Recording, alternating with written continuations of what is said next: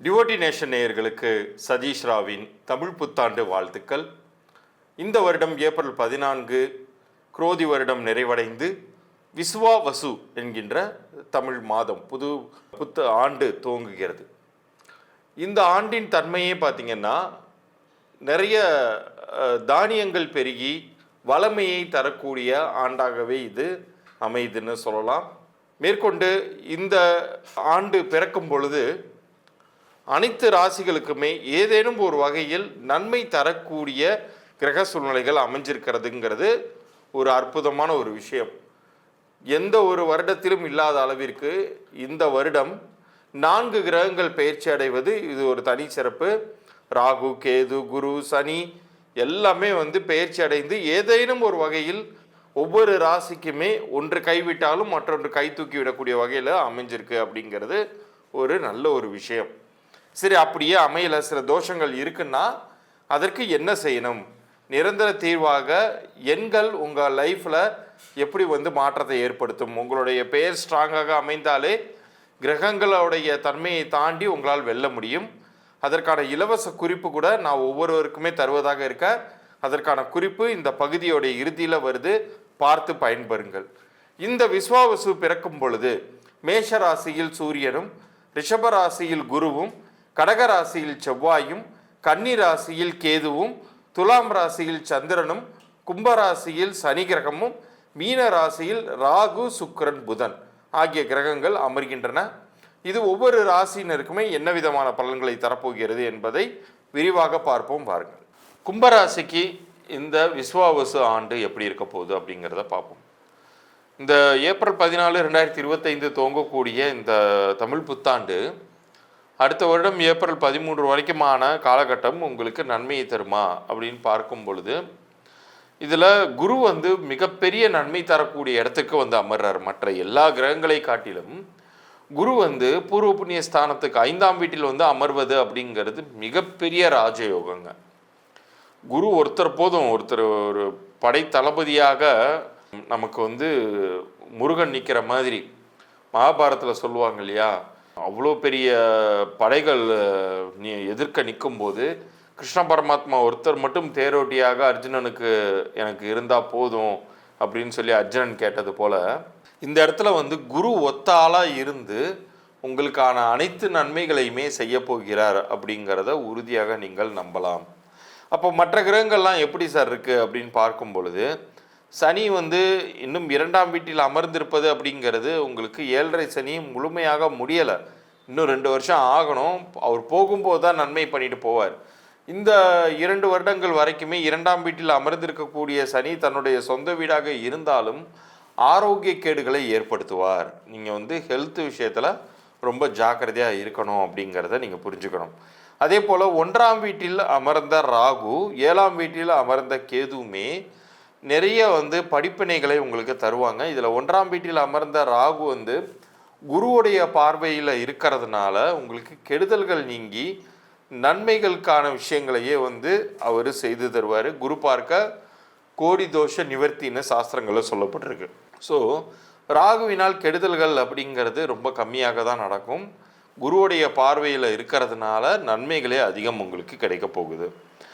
இதில் இந்த 5ஆம் வீட்டில் அமர்ந்திருக்கக்கூடிய குருவினால் நன்மைகள் அப்படின்னு நான் சொன்னேன் இல்லையா, என்ன விதமான நன்மைகள் அப்படின்னு சொல்லி பார்க்கும் பொழுது திருமணம் தள்ளி போனவர்களுக்கு மிக சரியான வரன்கள் அமைந்து அவங்க லைஃப்பில் ஒரு முன்னேற்றமாக இருப்பாங்க. குழந்தை பாக்கியம், குழந்தை பேர் இல்லாதவர்களுக்கு குழந்தை பேர் கிடைக்கும். அவங்களுடைய மனம் நிறைவடையும். சொத்து பத்து சேர்க்க முடியாமல் நிறைய பண சிக்கல்களில் உழண்டவர்களுக்கு இப்போ சேமிப்புக்கும் சொத்து சேர்ப்பதற்குமே பணம் காசு சேரக்கூடிய அளவிற்கு ஃபண்ட்ஸ் ரொட்டேட் ஆகும். ஆனால் அதை மிக சரியாக செய்துக்கோங்க. இந்த சமயத்தில் அனாவசிய செலவுகள் எதுவாக இருந்தாலும் தவிர்த்துக்கோங்க. முடிந்தவரை பணத்தை இரட்டிப்பாக்கக்கூடிய ரொம்ப சேஃபான இன்வெஸ்ட்மெண்ட்ஸ் லைக் தங்கம் வாங்குவது, ஒரு மிக சரியான இடத்தின் மீது செய்யக்கூடிய முதலீடு, இது எல்லாமே வருங்காலத்தில் உங்களுக்கு நிரந்தரமாக கை கொடுக்கக்கூடிய அளவிற்கு பெரிய அளவுக்கு வளரப்போகுது அப்படின்னே சொல்லலாம். அதற்குரிய பாதையை குரு உங்களுக்கு காண்பிக்க போகிறார். இந்த வருடம் முழுமைக்குமே உங்களுக்கான அதிர்ஷ்டம் தரக்கூடிய எண்களாக நீங்கள் தேர்ந்தெடுத்து கொள்ள வேண்டியது 5, 14, 23, 6, 15, 24. இது எல்லாமே நம்பர்ஸாகவும் எடுத்துக்கலாம் அல்லது தேதியாகவும் நீங்கள் அமைத்து கொள்ளலாம்.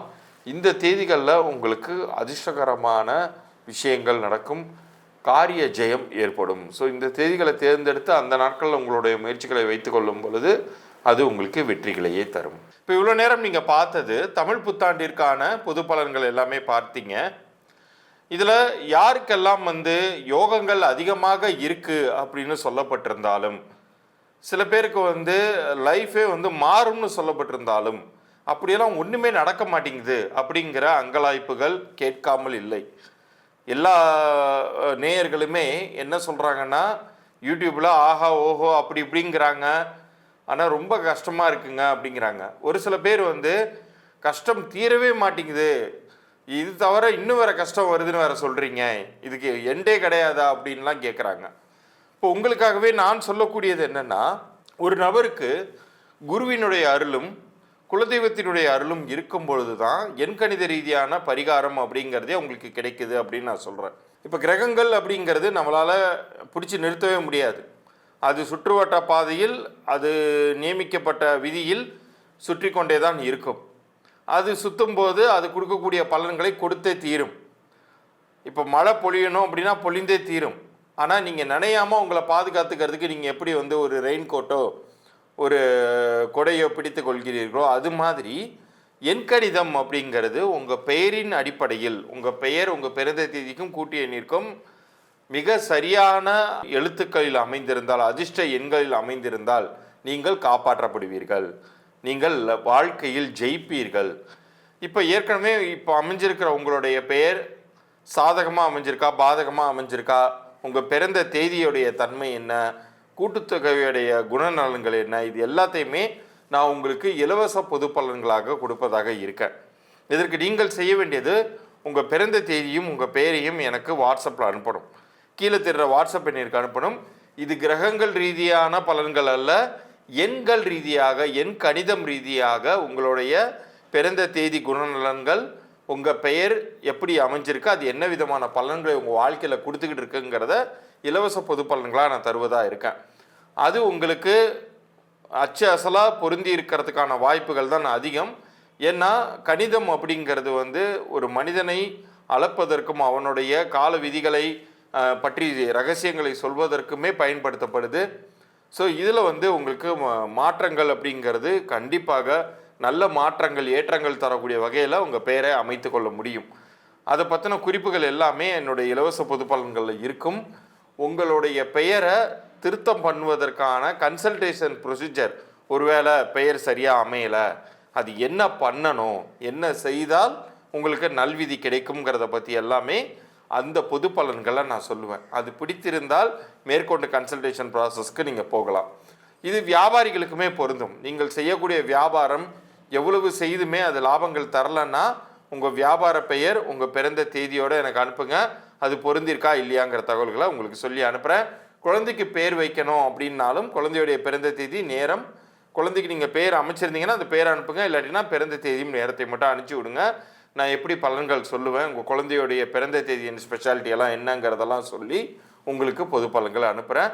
அது பிடித்திருந்தால் மேற்கொண்டு என்னுடைய கன்சல்டேஷன் நீங்கள் எடுத்துக்கொள்ளலாம். மீண்டும் அடுத்த பதிவில் சந்திப்போம். நன்றி, வணக்கம்.